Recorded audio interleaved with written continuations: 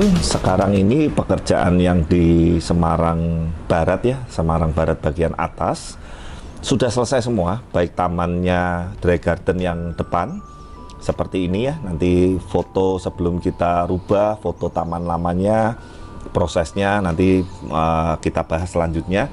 Nah, saya mau edukasi dan penjelasan sedikit. Intinya apa sih sebetulnya keunggulan dari Dry Garden ini? Sebetulnya sekali lagi ya teman-teman ya, mau Dry Garden, mau taman konvensional, mau taman tema Jepang, mau bonsai, mau rumput, itu sebetulnya tidak ada yang mana lebih terbaik atau apa, enggak. Tapi sekali lagi kita sesuaikan dengan kebutuhan customer, keinginan customer.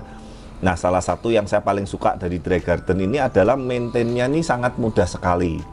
Karena yang pertama, area yang batu koral ini tanah juga sudah kita rapetin, kita lapisin ada koral, kita lapisin ada split, baru batu finishing yang koral-koral finishing hias lah istilahnya. Koral hias tuh yang berwarna-warni seperti ini paling awal. Sehingga teman-teman setiap harinya atau sehari-harinya tidak perlu motongin atau ngerapiin. Lain halnya kayak contoh di fasilitas Blaze rumput Jepang. Kebayang nggak, seminggu nggak dipotongin aja udah berantakan. Kadang kalau musim panas kepanasan kering, kalau musim hujan tumbuhnya terlalu lebat segala macam. Nah, jadi memang intinya Dry Garden ini salah satu keunggulan itu adalah perawatannya sangat mudah sekali. Nah, terkadang teman-teman, kenapa sih saya kombinasikan dengan ada sedikit tanaman dan ada lumut musintetik? Kamu shoot lumut musintetiknya itu, Val, supaya kesannya tidak terlalu gersang teman-teman. Jadi kalau semua batu koral semua memang bagus, rapi juga, terus kemudian maintainnya juga lebih mudah. Nah, dengan adanya lumut mus sintetik yang hijau-hijau ini, ketemu batu, ketemu koral ini, harapannya bisa menambah suasana asrinya atau segernya, seperti itu teman-teman. Nah, peletaan juga kita fokusin agak ke belakang, termasuk kalau teman-teman mungkin ingat waktu pengerjaan taman awal yang tugu-tuguan yang tadinya air mancur ini kan posisinya di depan tuh. Nah, posisinya tepat di sikas ini nih, pohon sikas ini tadinya. Nah, itu kan malah mengganggu pemandangan dan membuat taman ini jadi kelihatan kecil teman-teman. Makanya kita sudutin, view-nya hadap sini, kita sorot lampu tembak satu, nanti semoga waktu timernya nyala ya 5:30, beberapa menit lagi akan nyala otomatis.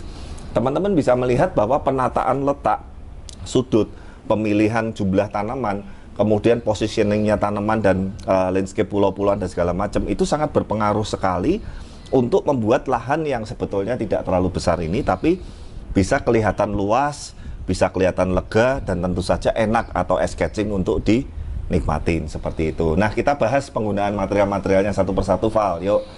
Nah, yang batu-batu seperti tugu itu namanya bobbing grey.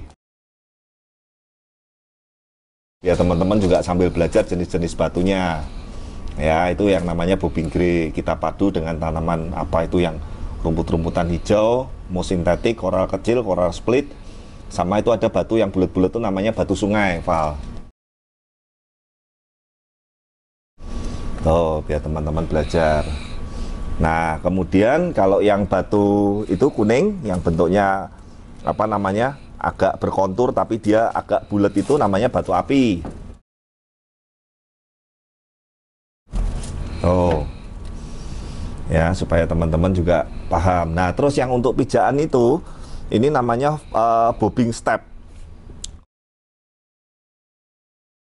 Bobbing step itu biasanya untuk jalan setapak, kemudian untuk bibir-bibir air terjun, untuk yang suka-suka tipis-tipis atau yang finishing dengan yang lempeng-lempeng, itu namanya bobbing step ya, seperti itu. Nah, kemudian komponen yang selanjutnya teman-teman, tanaman ini juga kita kenapa sih nggak banyak-banyak pakai 2 sikas, yang model rumput-rumputan ini 2, kita bentuk pulau, bongsainya 1, itu apa ya, anting putri, Pak? Apa, Pak, namanya, Pak?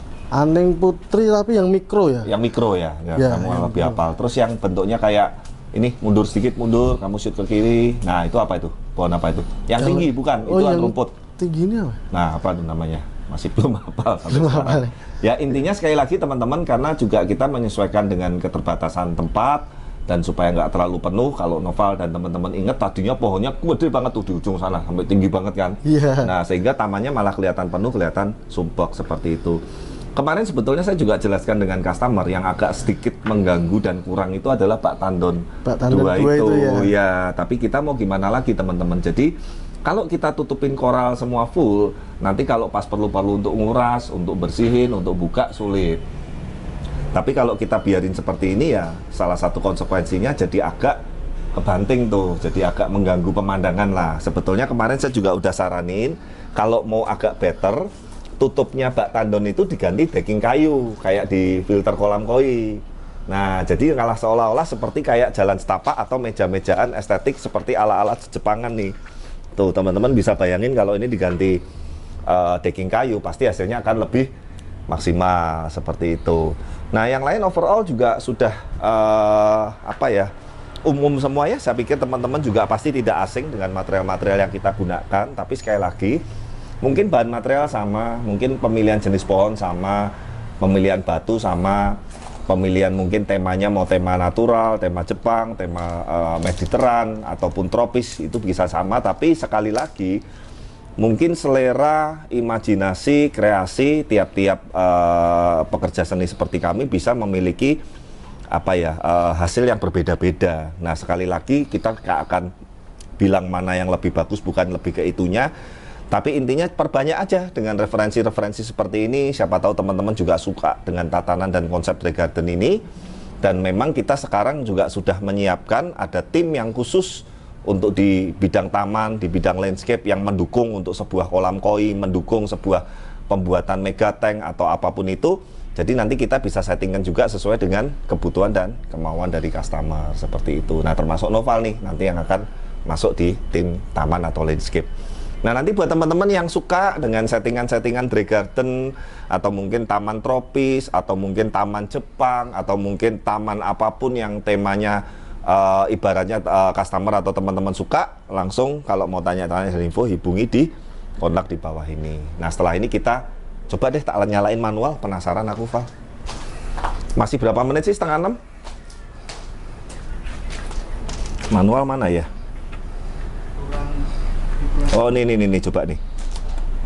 Nah, tuh kan, semoga agak kelihatan ya teman-teman ya. Jadi sebetulnya lampu malam ini pun juga kita pakainya nggak terlalu apa ya, nggak terlalu penuh atau nggak terlalu rame supaya jangan sampai kesannya terlalu norak juga teman-teman. Nah, kenapa warnanya kuning? Karena mengikuti dengan dindingnya atas nih, shoot Val. Dinding yang ke atas tuh, dia warnanya juga ini namanya kalau nggak salah batu alam Palimanan. Yang warna kuning ya. Kalau yang kanan itu andesit kayaknya. Ya. Beda di warna ya? Apa teksturnya juga beda? Teksturnya beda. Kalau ini sih teksturnya lebih halus. Kalau ini biasanya masih sering banyak dipakai juga untuk di kolam-kolam nih, Val. Andesit. Ya, andesit atau candi lah atau apalah ya seperti ini. Tapi ya kita udah jarang pakai sih.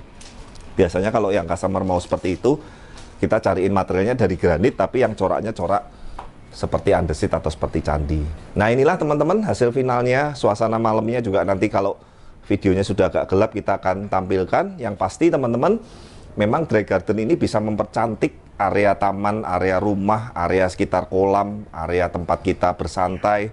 Ini kalau mau duduk-duduk di sini, kongko-kongko juga enak nih udahan. Nah, adem kan, perawatannya mudah. Mau hujan, mau panas atau apa juga tanaman yang kita pilih ini tahan-tahan panas, tahan hujan dan segala macam. Sekali lagi semoga dengan hasil karya ini suka dengan pengembangan dari landscape dan taman-taman dari Grup Blaze ini. Dan jangan lupa dukung terus channel kami, like, comment, subscribe, dan sampai ketemu di video-video berikutnya. Bye-bye.